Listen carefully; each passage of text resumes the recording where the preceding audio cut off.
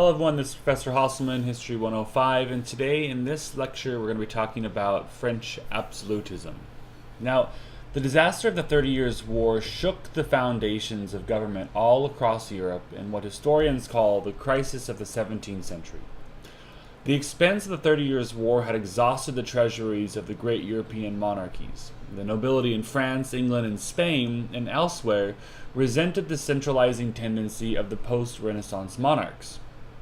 Now, nobles saw an opportunity in the king's financial exhaustion and the people's resentment of these wars to try to get some power back. They did so through government, office, and rebellion. Now, the nobles were sometimes joined by merchants who resented high taxes and the disruption of trade that accompanied these wars. They were also sometimes joined by the peasantry. The peasants were the primary victims of the wars because of the destruction of farmland, and peasants were also the primary sponsors of war through taxes. Now, in this discussion, as well as the next two, we're going to concentrate on two countries that responded very differently to the crises of the 17th century, providing contrasting models of government for the rest of Europe. France embraced a conservative attempt to revive a modified Great Chain via royal absolutism, in effect a Hobbesian solution, and England came to embrace a more liberal contractual arrangement known as the constitutional monarchy, or the Lockean solution. So France had suffered terribly during the first wave of the wars of religion. France emerged from these troubles under the leadership of Henry of Bourbon, who formed the Bourbon line and became Henry IV in 1589. Now, Henry IV was an effective military leader and ruler. He promulgated the Edict of Nantes, granting toleration to Protestants, or as they were called, Huguenots in France, in 1598. And working with his financial minister, Maximilien de Bethune, Duc de Sully, Henry IV pursued the following goals: limiting the power of the nobles, ending religious and blood feuds, limiting the power of regional assemblies called the Parlement, building up an extensive local bureaucracy, and centralizing the economy. Now, these measures were unpopular with many noble and Catholic families, and eventually Henry IV was assassinated by a Catholic sympathizer in 1610. Now, Louis XIII was not nearly as impressive or popular as his father. During the minority of Louis from 1610 to 18, his mother, Marie de Medici, served as regent, and as an adult, he left real power in the hands of Armand, Cardinal Richelieu. Now, Richelieu continued Henry IV's policies, and he reduced the power of the nobles and local parlement, imprisoning political opponents. He also continued to centralize the economy, encouraging the exploration and colonization of the Americas. And he pursued an aggressive anti-Habsburg foreign policy by entering the 30 Years' War on the Protestant side.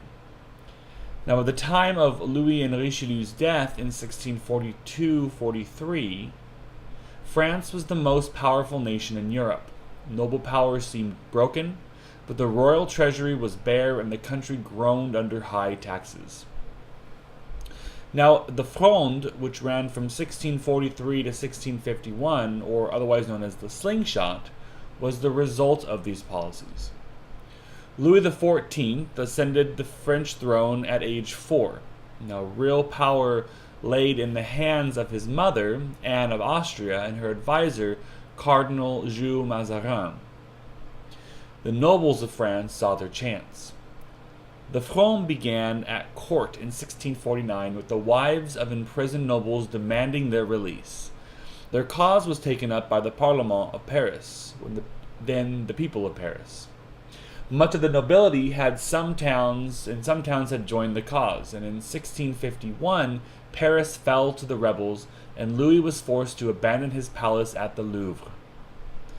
Now, the Frondeur state ruled France in Louis's name from 1651 to 1652.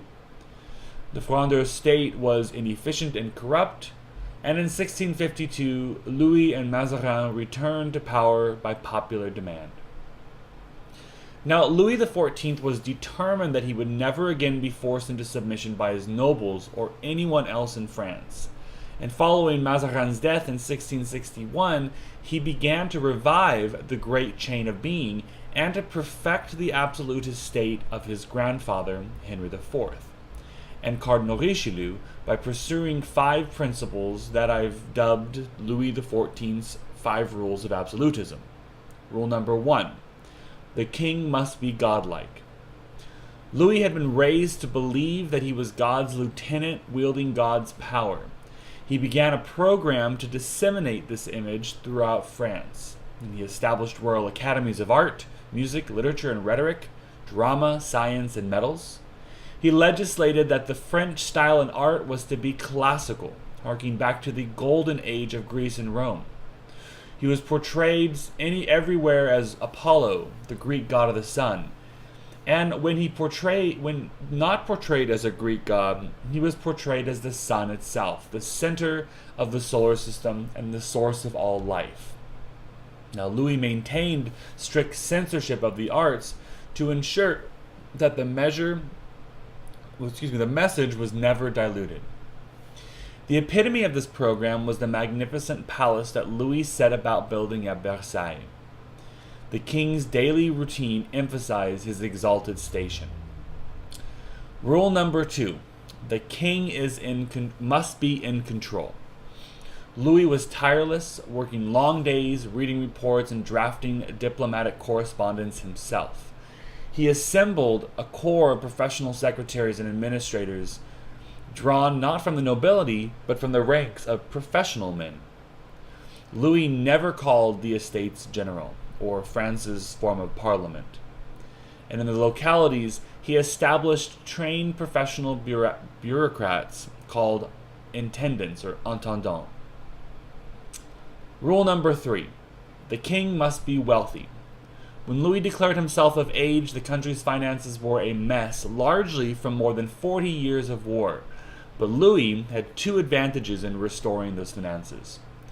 First, he was advised by a financial genius named Jean-Baptiste Colbert, who continued the Bourbon program of centralizing the economy and perfected a policy of mercantilism. And number 2, Louis was able to tax at will, without the interference of a legislature. In the short run, this paid for Versailles, armies of bureaucrats and soldiers, and a great navy. In the long run, though, it hampered mercantile initiative and would eventually impoverish the peasantry.